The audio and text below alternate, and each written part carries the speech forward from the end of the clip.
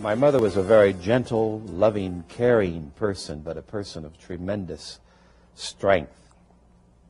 And it's what I count as what spiritual strength is, and it's one of the things that I persistently teach and try to practice and live, that real strength is basically inward strength. And it is indeed the connection between your own spirit and the spirit of the eternal, the Spirit of God, no matter what name you may call that God. The most important experience for me was when I was somewhere around 10 or 11, I suspect. I ran home from school early. My mother was in the kitchen that was in the back of the house, and I'd come in through the back because it was closest to the school.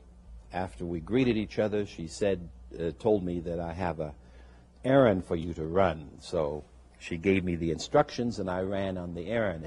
There was a car parked on the sidewalk, rather on the curve, and the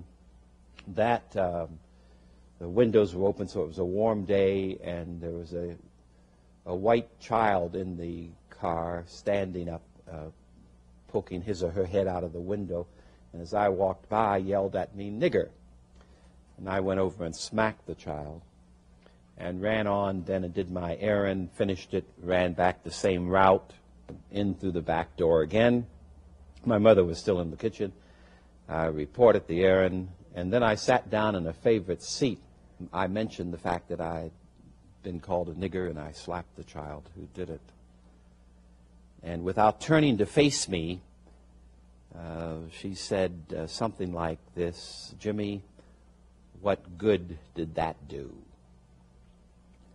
And she went on talking quietly in that vein, among other things mentioning the love of God, the love in our family, Jesus, our commitment as Christian people. And in the process of this conversation, I remember only the two sentences, "Jimmy, what good did that do?"